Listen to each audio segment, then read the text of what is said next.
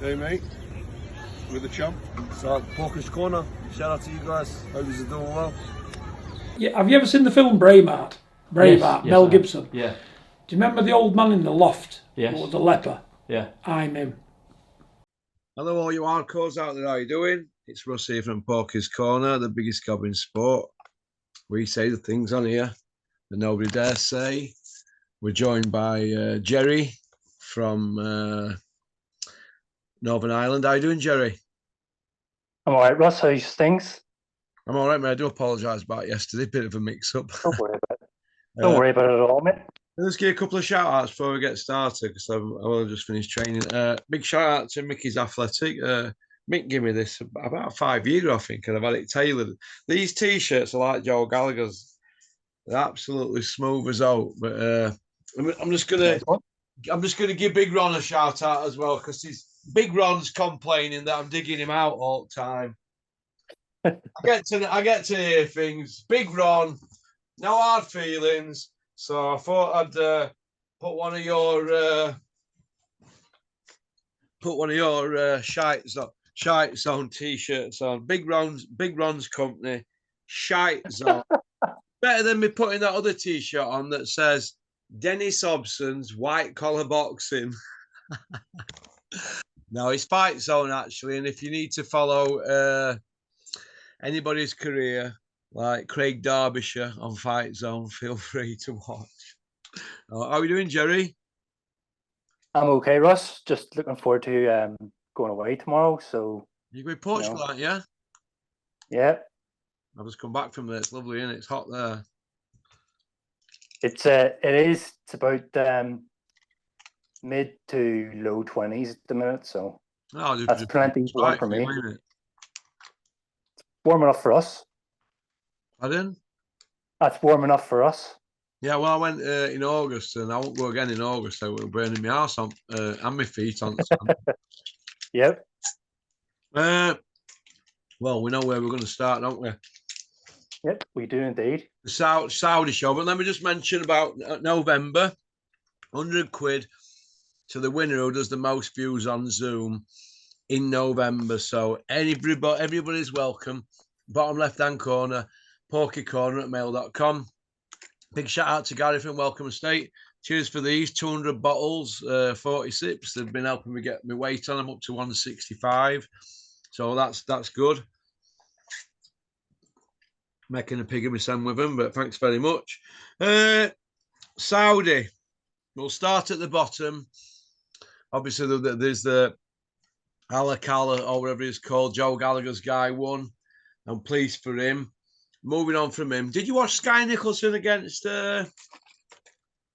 Raven Chapman? Did you watch that one? Didn't bother us. It didn't really interest me. I'm not really interested as well in a female boxer who's been given a title. So I don't really. It just all seems a bit fake to me. I mean, I've nothing against her personally or whatever, but it's just all seems a bit manufactured. Given her association with Mr. Hills. Eddie Hills, yeah. Well, he's never going to come out and admit that, is he? But you know that. Do you think her style's very similar to Terry Harper's, where it's the 2-minute rounds?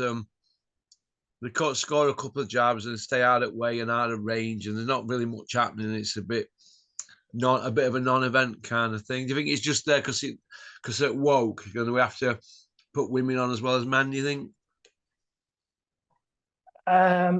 Possibly. I mean, out of all the people you could have had to have a fight in the female division and put on Saturday, they weren't the first two names that sort of spring to my mind, you know, and that's the first female event that's been included in one of these cards, I think. So whenever I heard it was going to be Sky Nicholson, I was kind of surprised.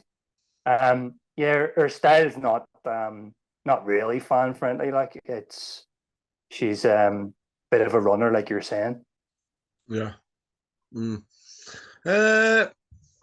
Okay. Can I just give a big shout out to King's Boxing Gym, Retford Road, Sheffield, Chris Smedley's gym.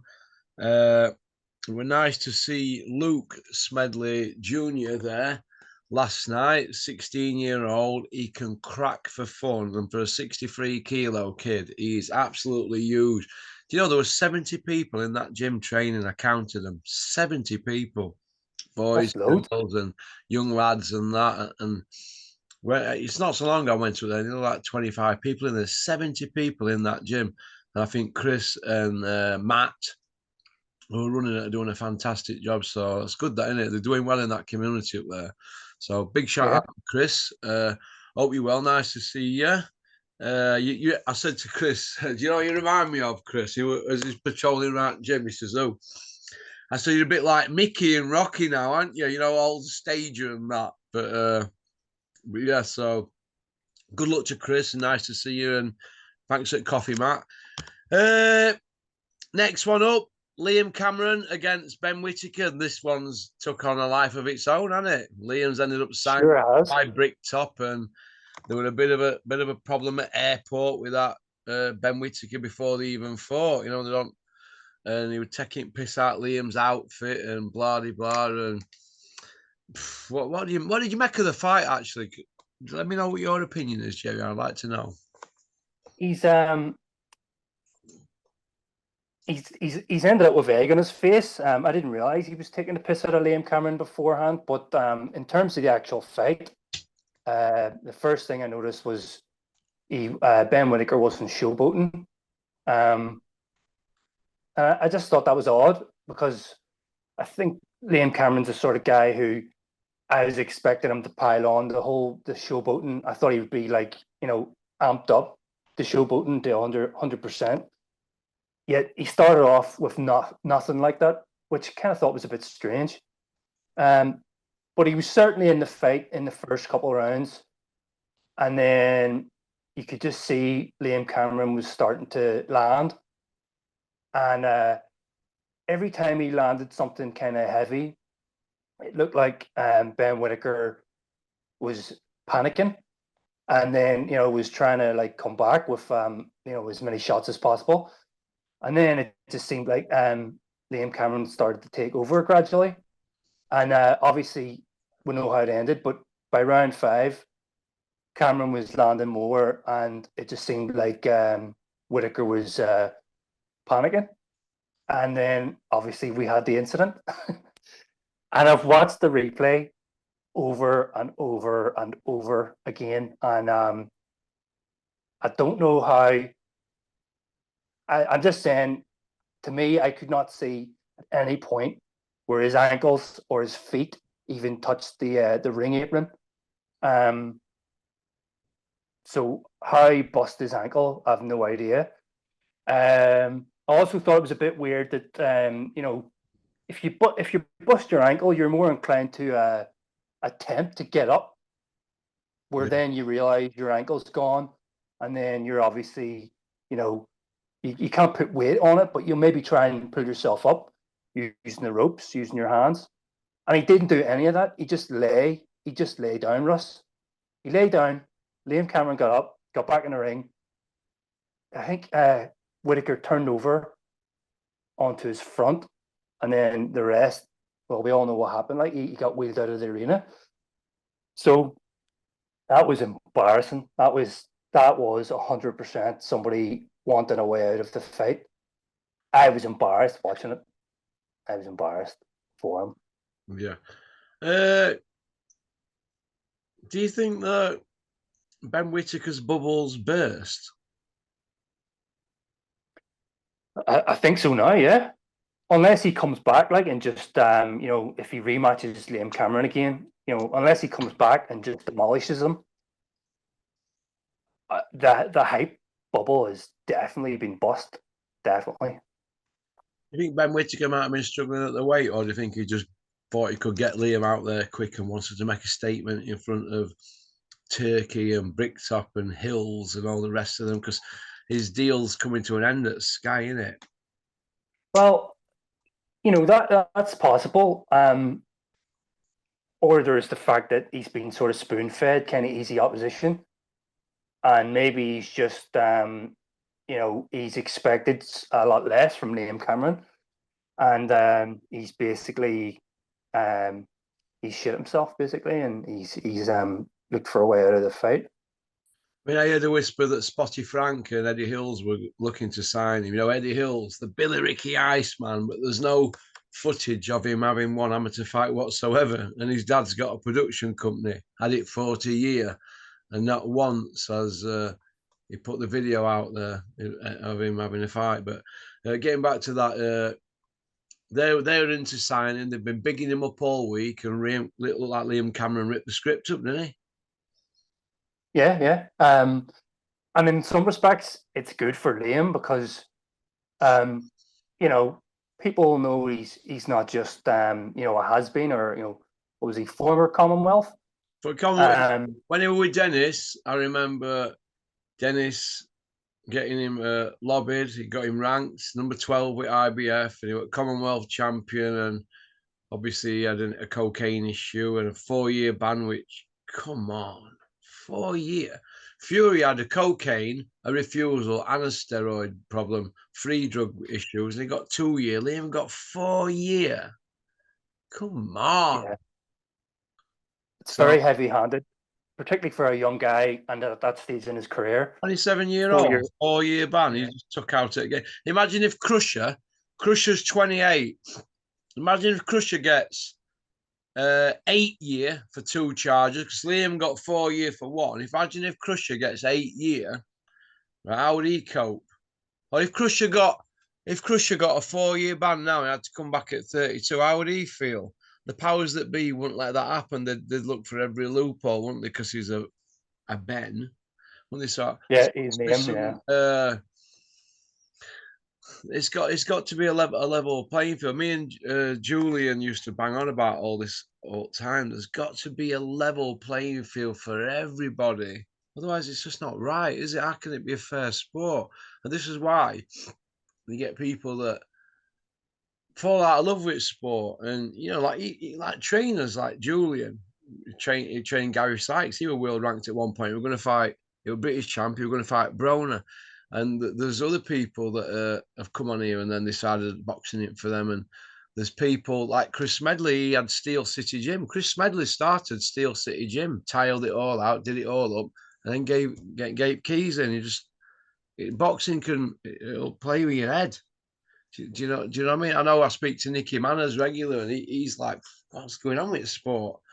But there's got to be a level playing field. You can't give somebody 2 year 4-year ban for 1 charge and somebody a 2-year ban for 3 charges. How can that be? And we've got Crusher Ben.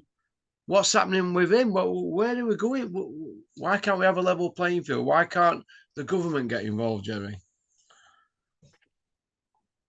I mean, everybody wants a level playing field. That's how it should be, first and foremost. But I mean, the government won't touch boxing,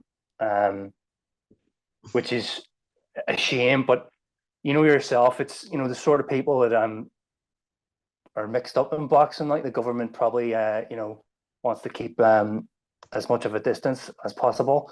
But unfortunately, that leaves crazy things like this to happen, where, you know, somebody gets a 4-year ban for X, Y, or Z, and somebody who happens to have a name will get a Mickey Mouse ban for whatever, or gets it backdated, all because of their dad was a former world champion and happens to be a name that's kind of recognized in the sport. And it's bullshit. It's bullshit. But yeah, it's not fair.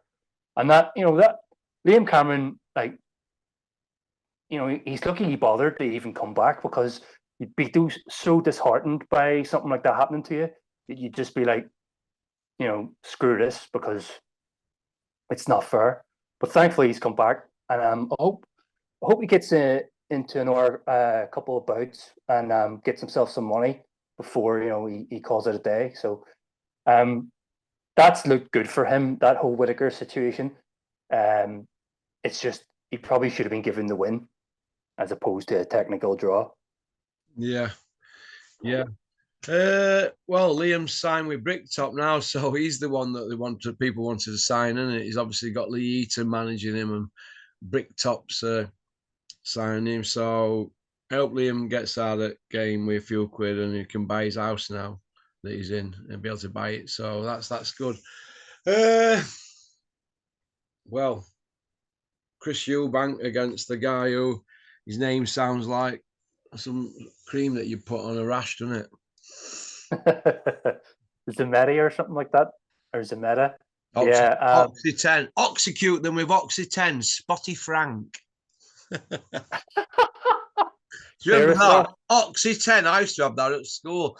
And then years later, when I was doing porridge, this old lag in there says to me, I was only a young gun at times, you're covered in spots, you. I said, yeah, I know, can stress on remand. Get some toothpaste on them. And do you know what? I've used it ever since. You know, toothpaste kills them, doesn't it? And I tried it a few times, like, or I was with Aquafresh, you know, that the 3 stripe. Does it? Dries them up, doesn't it? That's what I heard. But I mean, I was lucky. I didn't have too many spots whenever I was younger. But, I use toothpaste on my white trainers, because I've got a thing about white trainers, and I use toothpaste to buff them up. Does that work as well? Everything in it. It's on your scrubbing brushes and everything. Toothpaste, if you go on Google and YouTube it, it'll tell you what uses it has. I used to use it for sticking photos on wall in jail. Toothpaste is good for everything. Brilliant. But you heard it here first, folks. Yeah, heard it here first. What do you think to Chris Eubank's performance? Do you think he put his Senate shot window for the Crusher fight? I think his performance was nothing spectacular. He looked a bit tired. He looked a bit tired after the 3rd round. I think it was the 3rd round where he was huffing and puffing a bit. He got the job done against somebody who's, you know, really only fought on a Polish domestic level. Was it impressive? Not really. What's he been doing for the last year? Absolutely bugger all. Because in the last video, me and you checked his record, and you know he hasn't done something since that last Beefy Smith fight. So I mean, he's just hanging around now to kind of get as much dough as possible. I don't think he gives a toss about becoming a champion really anymore. I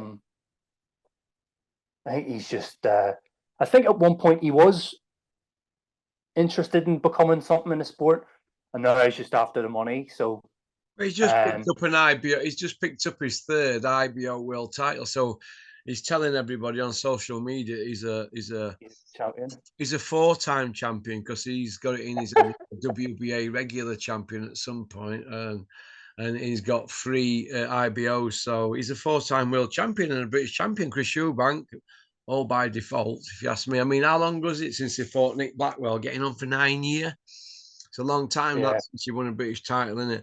And all he's done since then is been yarns. And when he stepped up, he's been beat. And Liam Smith beat him, Grovesy Boy beat him, and Billy Joe beat him when he stepped up. Although he rematched Liam Smith, he's on about rematching Billy Joe now, isn't he? So all they do, they throw different names about to confuse us. But there's only really one fight that he wants, and that's the Crusher fight, isn't it? That's where the money is. How do you see that fight happening? And if it does happen, who do you see winning it, Gerry? I couldn't say anyone else other than Chris Eubank is going to win that fight. Yeah. I was listening to the video with Peter DeFreitas on Monday, and you know, I'm pretty much what Peter said. Eubank will go through him like a wrecking ball. Obviously, there's a question of the weight and stuff, but you know, it's sickening. The whole situation's sickening, Russ. It's such pantomime bullshit. You know, just the whole confrontation at the end of the Ubank fight with Slick Ben. Yeah. Who wants to see it? I'm bored with the whole notion of it. I never liked the idea of it in the first place, but I mean, I can't believe we're still talking about this a couple of years down the line. It's ridiculous. It's 2.5 years since he fought in UK, and obviously he's had his problems and that, but can you believe that he's that close to getting? Well, they're talking like 8 million, aren't they, for him and Eubank? 8 million each, apparently. On, so I don't know what Eddie's cut off that over, but they're talking 8 million a piece. I mean, what astronomical money, but they're going to big this up into such a big fight. There's that much money at stake for them that they're not really bothered if well, Chris won't be bothered if he fills him in, and you and Crusher won't be bothered if he gets filled in, because all he'll do, he'll go on social media and he'll go, look at the check I got, bruv, bruv, bruv, bruv. I'll be eating toothbrushes next for him. Do you know what I mean? Yeah. He'll toothbrushes, mate. He'll default to, well, I fought a bigger man, so blah blah blah. You say it was too big for me, and I dared to be great and all that rubbish. Kel, we all remember Eddie when he was running around saying, "Dare to be great. He who dares wins," and you've still got your IBF welterweight title if you lose, Kel. We all remember that, what he did to young Kel Brook then, don't we? Because he was only a young gun then, undefeated, and he'd done the business in every fight up until they threw him in with a road, and I mean a road, man. That would be like throwing.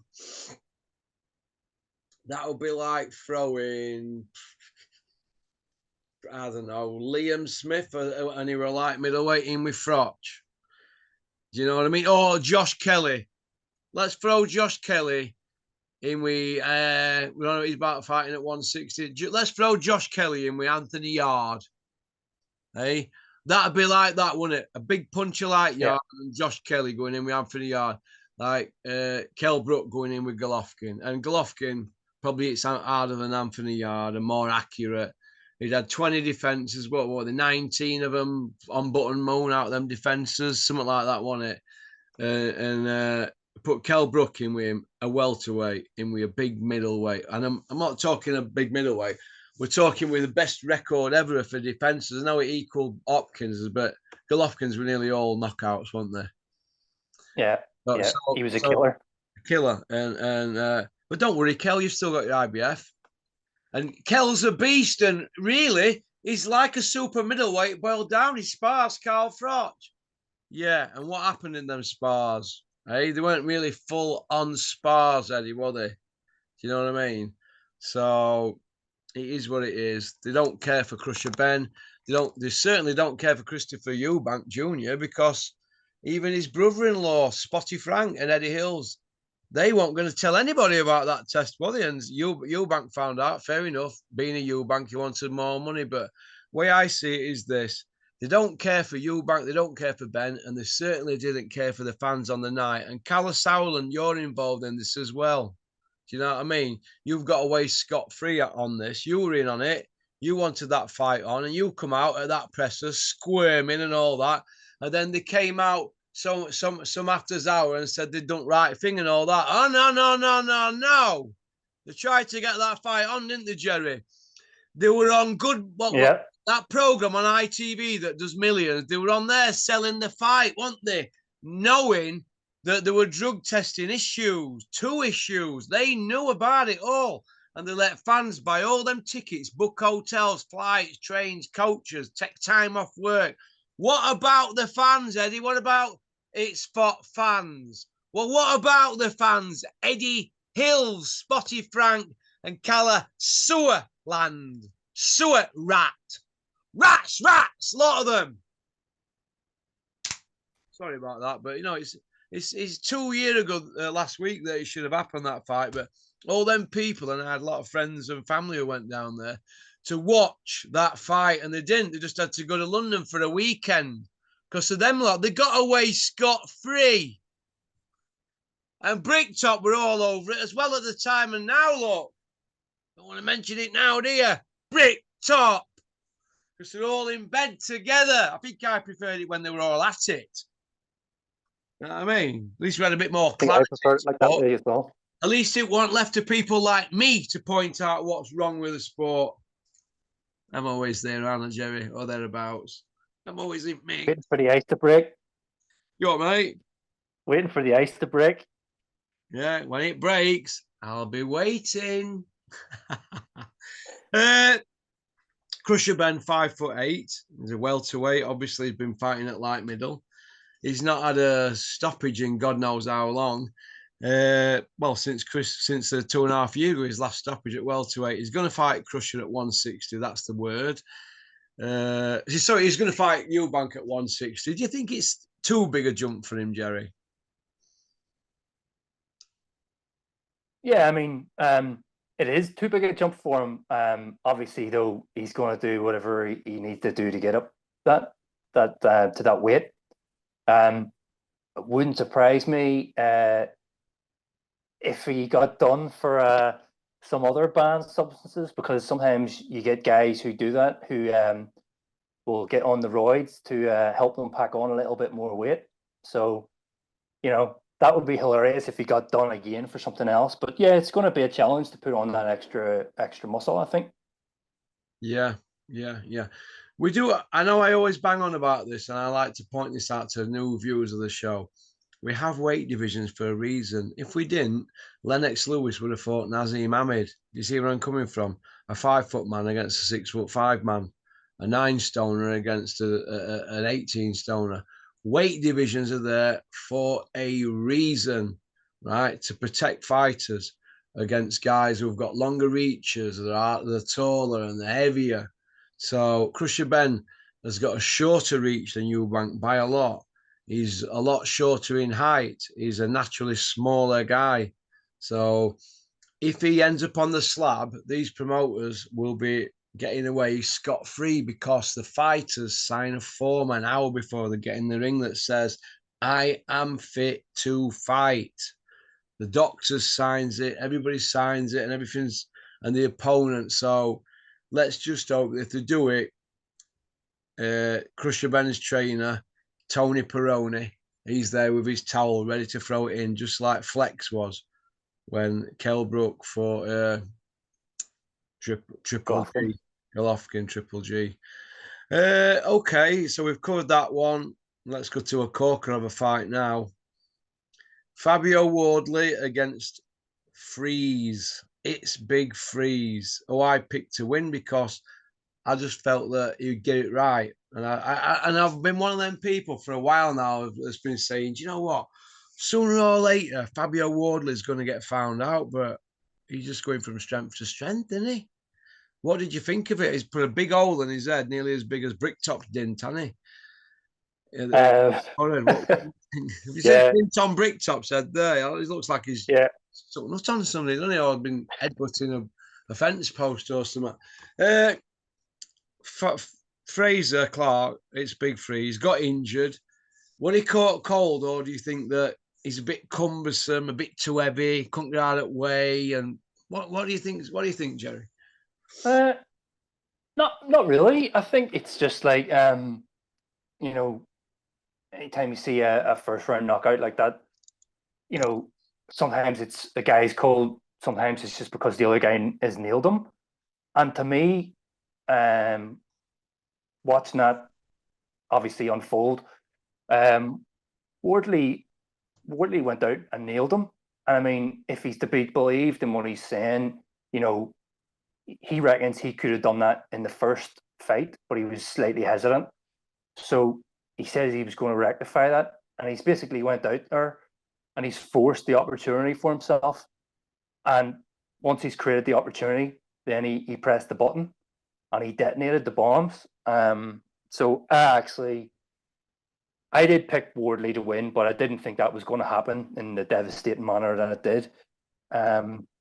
I've been sort of impressed. I know you're always referring to the white collar thing, and you thought he's going to get found out, and he still might get found out, but he might have a little bit he might have a little bit further to go in terms of his level. He might get say creep up into the top 5 spot at some point, in the next couple of fights or whatever, or if he's not already there in some of the sanction bodies. But I think he's all right. He's crude, but he's got something. He's got some capability, and he's a tough guy, and he throws bombs, and he got his tactics. He got his tactics bang on the night, and there's some interesting fights for him now, I think, in the future. As for Fraser Clark, again, I agree with Peter on Monday. I could see Fraser Clark not coming back. I know some people don't think that's the case, but that was watching that back. That was sickening. That was sickening to watch, and I really hope he's okay. Yeah, he's come out and made a statement, but I haven't seen it yet. I've just seen some clip on YouTube, really, a 3-minute one, and I haven't seen it, but I won't put it past people getting in his ear all because there's still mileage in him and telling him, he just got cold. It's only a cheekbone. It'll heal. You'll come back next year and all that. You never really see anybody around a fighter ever say to him, nah, listen, turn it in, mate. It never happens. I've seen it for years. Ferdy Pacheco, Muhammad Ali's doctor and physician, he said, look, you should turn it in, after Thriller in Manila. Yeah, the third Fraser fight. Yeah, Ali Fraser fight. He says you turn it in after that 14-round war. Yeah. And he didn't, because the people around him, it's all reflected glory for them. They're all on free gratis, free hotel, free flights, free food, free this, free that, and the coolest of being with a champ. Everybody wants to be with a champ, or the kid who's red hot, or the kid who's in the mix. They all want to be there for whatever reasons. Nobody will be telling him, hey, you need to pack it in. They'll be saying, you go again. When a baby's 2-year-old, if trips over in the house, he stands back up and he gets going. So why is it when you're forward 30-odd year, why is it you're going to stay down? Get back up. Get back up. Because Mickey loves you.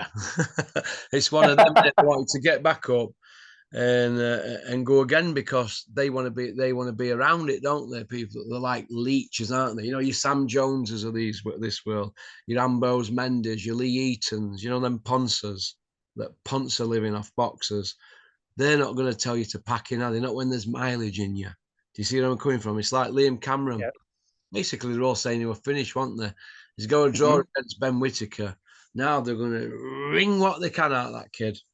Wring what they can. For a start, he's not a light heavyweight. Right? He weren't an Iceman at that weight before. He's probably a middleweight stroke super middle. He's not a light heavyweight, so get him fighting at a proper weight. But getting back to Fraser, would I like to see him pack it in? Well, he's 34 in August. He won't fight again this year. That type of injury will be a year out. So when he comes back, he'll be well into his 35th year. Now, what he's going to do in this next year, I don't know. But if he comes back in a year, right, everybody's going to be looking to hit him on that, aren't they, again? You see where I'm coming from? And they're going to be looking to let their hands go on him, because they're going to be seeing chinks in the armour. There's no love lost. It's boxing.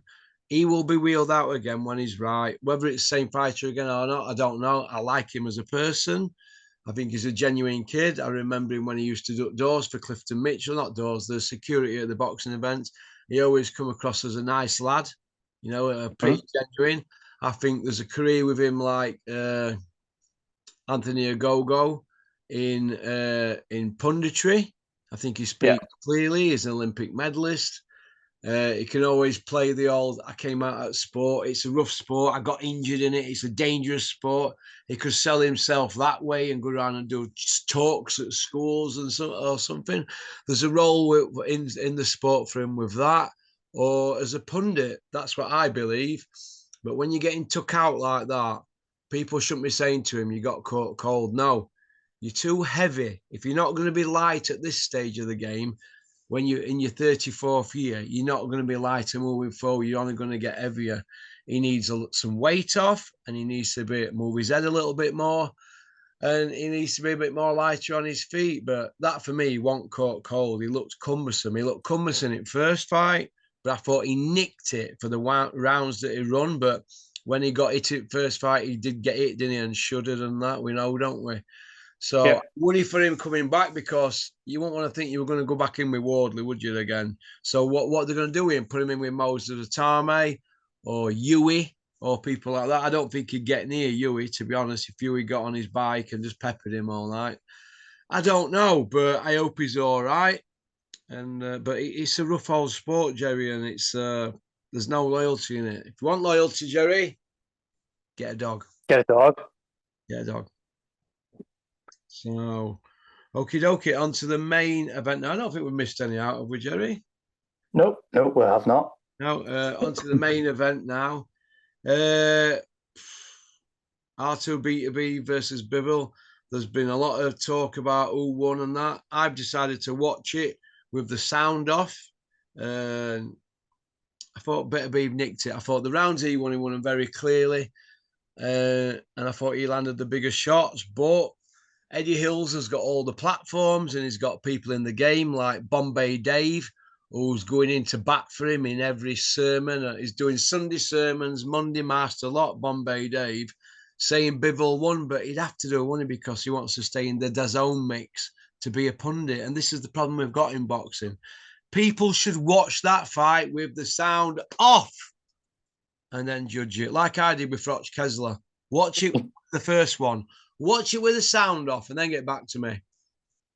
And that's what they should do with this one. What do you think, Gerry? Who did you have winning it?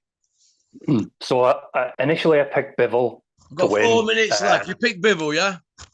Picked Bivol to win, but obviously the fight unfolded. Very, very close fight.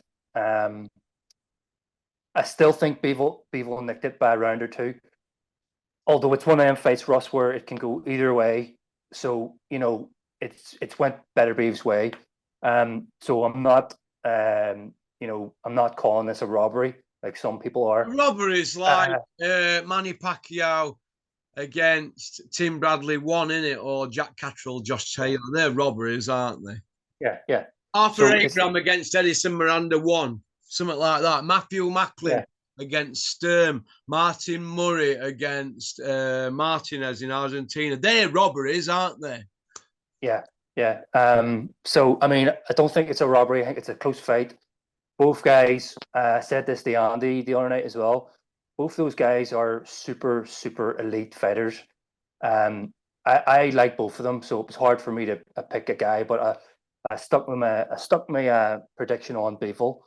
I hope to do it again, but maybe not right away. Maybe have another couple of fights in between. But Beterbiev mightn't even stick around for that length of time. He says he will, but remains to be seen. It's 40 in January. Yeah, he said he doesn't feel like stopping, and he feels good. But you never know. I would also say that some people thought there may have been this bit of bias between, in the Bivol camp, but they were forgetting that, Beterbiev is Muslim and he's fighting in a Muslim country. I know Peter DeFreitas thinks could have been some of that sort of dodgy stuff going on. So maybe there may be a little bit of bias. I'm only saying. I'm not obviously don't know any of that sort of thing for sure. But you never know. Could be made for Bivol to be the winner. We've seen it in other fights. You look at it and you say, yeah, Bivol won that.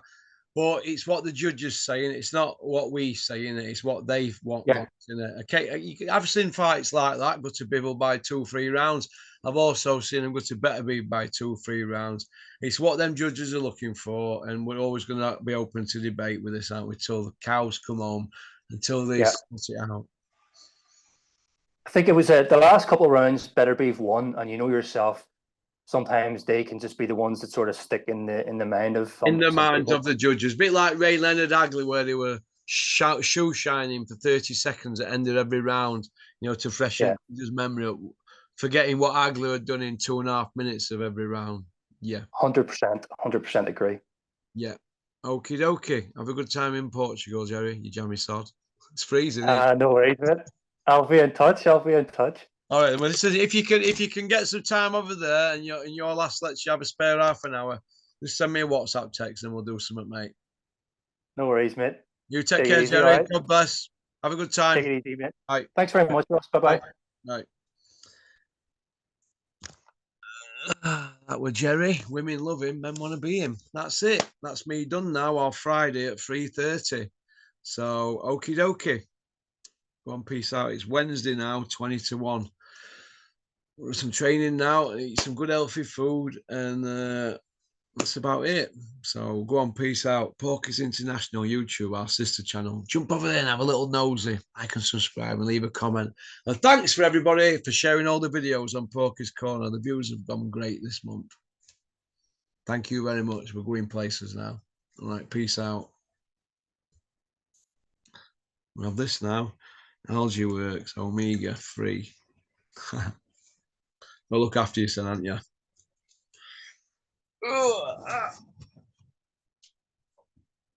Oops, does help if you turn it off, Russell. Right, hardcores. When I was on with Russ, we left out one important fight, and that was the Jack Massey versus Jay Opetaia fight. Just going to throw out there that it's pretty cool that Jay Opetaia give a shout out to Porky's Corner. That's pretty cool. He's out there with Big Richard by the pool, having a nice time by the looks of it. Jack Massey gave a good account of himself.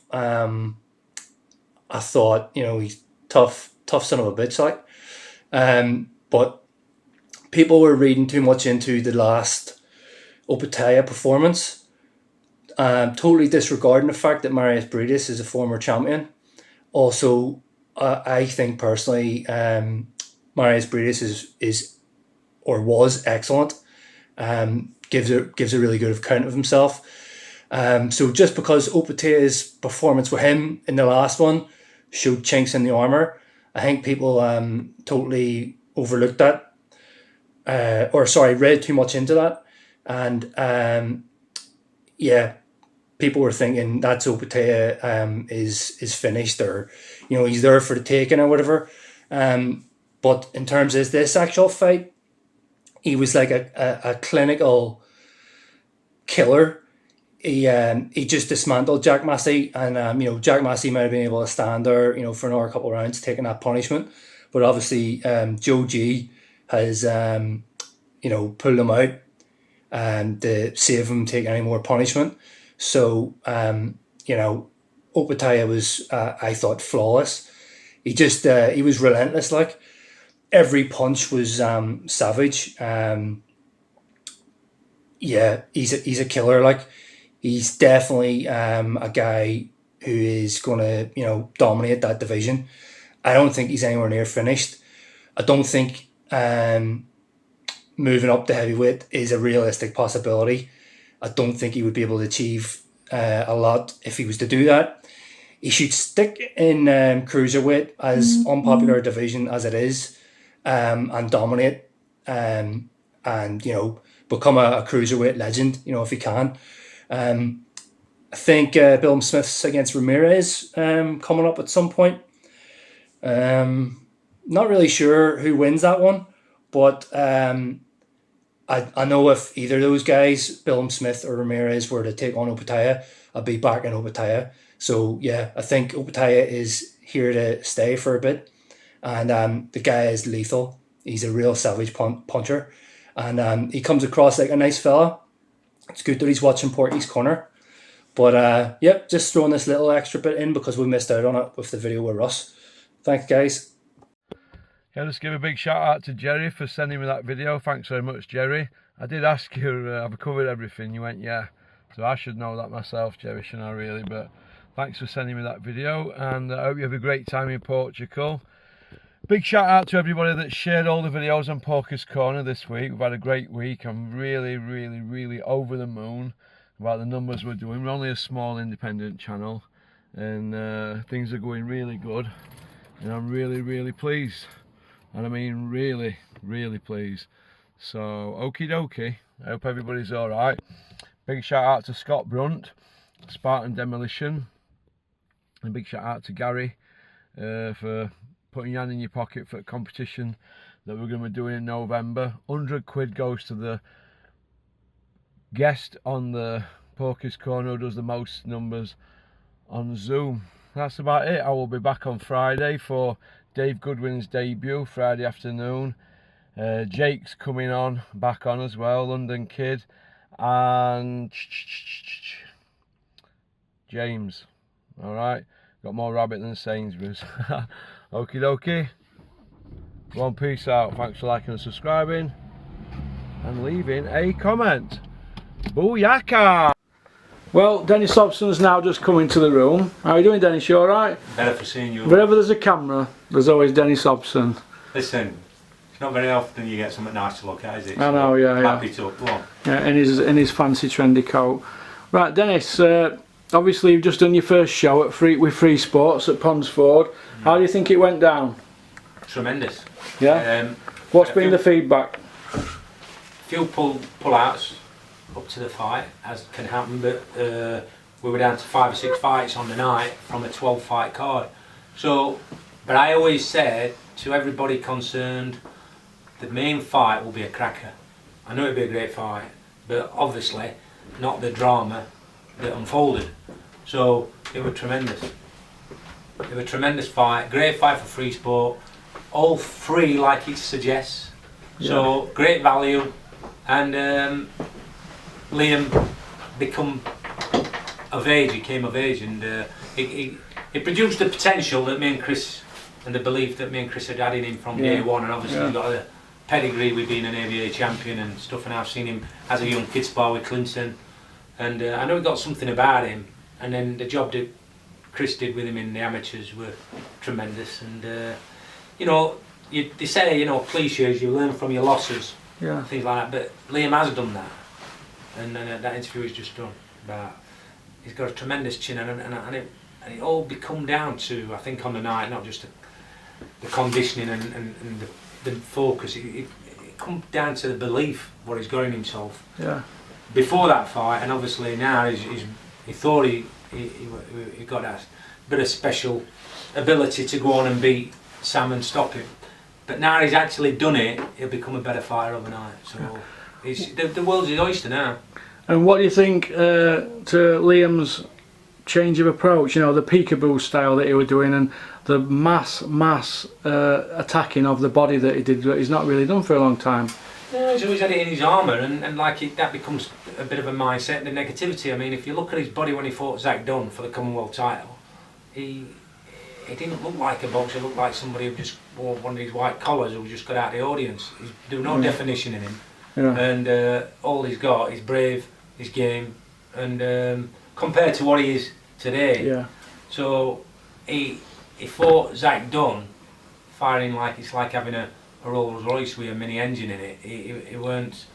There were nothing in the engine. And now he's like got a proper engine in him. He looks like he's been polished up, and he looks like a prestige car if you want to keep on that bit. People have said to me recently when they've watched it on YouTube, the highlights and that on Free Sports, they said that he had a look of him about Clinton Woods. You know, Clinton's coming out fight when he beat the British title, won the British title against Crawford Ashley.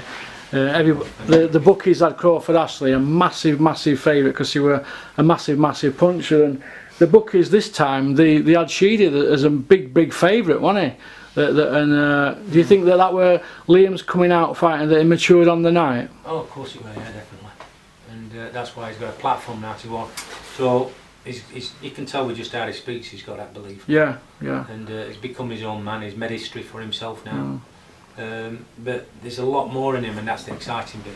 Do you think that all the work that he's done in camps abroad, where he's been training in warm weather training with his trainer, you think all the mentoring and getting on at him, and you know, getting into his head by Chris Smedley, you think that made a big difference this time? You think pennies finally dropped? I think it's just the pennies finally dropped. I think he had to go through all these things, changing the trainers and losing some fights on points by not working hard enough and not probably being conditioned enough without actually knowing how to go about it. And he set his stall out, done the job properly, and look what the end product were. Yeah. Oh yeah, he looked well on the night. But you know, everybody said that Sheedy would have too much for him being a southpaw, and they wouldn't be able to handle him, you know, with angles and that. But he just looked a different animal on the night, didn't he? I think Liam's got versatility as well. So like he's got the pedigree. You know, he's got a tremendous amateur record. So you know, for him to get phased by a southpaw or certain styles, it's not going to happen with Liam anymore. So like you know, I mean, obviously I was in pause because I'm working with Sam as well, but I've known that Liam's got it in his locker, but it's just he's never really brought it out like he should have done. I was sorry for Sheedy because I like the kid and who's now retired. And it's a shame that he's retired, and I wish I could have spent a bit more time with him and talked to him.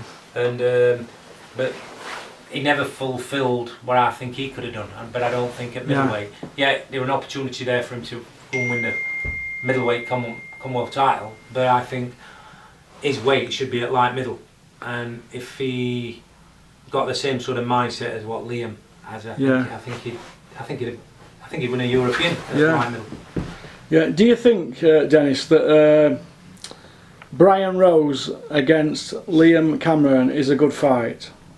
Yeah, for us, yeah. Yeah. Do you think? Why do you think that? I think Liam beats him. Yeah. What about Tommy Langford? Do you think Liam beats Tommy Langford? Yes, I do. Next one. Who do you think that Liam has struggled with in this country at 160 out of the champions? You. Thank you very much, Dennis, for that. I think he's struggled. Yeah, yeah. I don't think there's anybody that Liam needs to fear at 160. Yeah. He's come of age, so and we're building on it now. So and his brand will grow, and he's got his favourite football team. They're bang behind him. They're on a crest of a wave. Yeah. They're like on a honeymoon period. So the timing's great. So it can go together. It can be a lot of cross marketing and building his profile and success breeds success. Yeah. So I think Liam is somebody that Sheffield all the Sheffield should get behind. Yeah. Yeah, he's got that Clinton Woods bit of stardust to him now, hasn't he now? And he's amicable. If I said to him, Liam, go and meet and greet somebody, this is where I struggle with Clinton, he won't go shake hands with people. I always thought in my mind, if I could make Clinton £1 million, what a dream that'd be. Well, I made him a lot more. And he's into a lot of money, Clinton. He's financially very secure now. Yeah. What, he's a millionaire, yeah? Oh, aye. He's financially very secure, and I'm pleased that we're able to do it. I've had to wheel and deal to get him where he is, and if I could do something similar with Liam, it would make me very, very proud again. Yeah. Yeah, that's brilliant. And is there just to finish off, is there any names in the mix for Liam's comeback on February the 2nd, live on Free Sports? There is one or two, but we can't disclose that at this moment in time. Yeah. Russ, yeah. so, All right. Yeah. but we'll discuss that. But all them names, I mean, like Liam says, he's called them out, and the names what we'd like to get on Free Sport if they were willing to take up the offer, because Luke Blackley just put something on Twitter who Liam's fought before. What about me? And I don't know if he private messaged me or whatever, or DM me and said, what about me? And I said, if you fancy it, can you do a middleweight, mate? Yeah, of course I can. And I said, well, we're interested. So I'd probably speak to Steve Woods about that one. That's another option for us. But there's one or two out there, and I've got a bit of a plan. And I'm waiting for a little bit to unfold as well. So, it's just come of age. So, you can think about going on the world stage. My idea is to consolidate, but if there's an opportunity that comes along, which I think the timing's right, then we'll go. But if not, we'll consolidate this, establish Liam as the best Commonwealth champion, middleweight champion, and the best middleweight domestically as far as we can, with whoever's willing to take up the challenge. Yeah. So more or less then, the future is bright. The future's Liam Cameron. Yeah, you're nicking little cliches from an old mobile phone. Am I? Yeah, I'll stop that then, Dennis. So stop doing things like that. Yeah, all right. Can't you be original, Russell? Yeah. Well, we can't all be like you, can we, Dennis? Do you want me to say a big up to Elisa? Yeah. Give up a big. Even though I'm wearing Under Armour today. Over Armour. Right then, chaps. Please to be on Porky's Corner anyway. Thank you very much. It's the future. Porky's Corner YouTube. It's the future of boxing for all you hardcore fans out there. What we're doing, we're just getting our fighters from our stable, giving them a bit of publicity, and gets them out there if you want to follow their journey. That's all it is. We're not doing it for views, and we're not doing it for sponsorships. Although I have had a few we have had a few free t-shirts from Elise. Dennis has had some free trainers. I've had some free trainers. So, all right, then. Well, listen. Thanks for coming in, chaps, and all the best to you and your families for the future. Thanks. They can imagine you've got a cock like a fucking elephant. Pop, pop, bang! Porky's Corner is proud to be sponsored by Spartan Site Solutions. They are specialists in civil engineering and demolition contracts for the construction industry. Interested parties should visit their website or contact Porky's Corner for a referral at porkycorner@mail.com.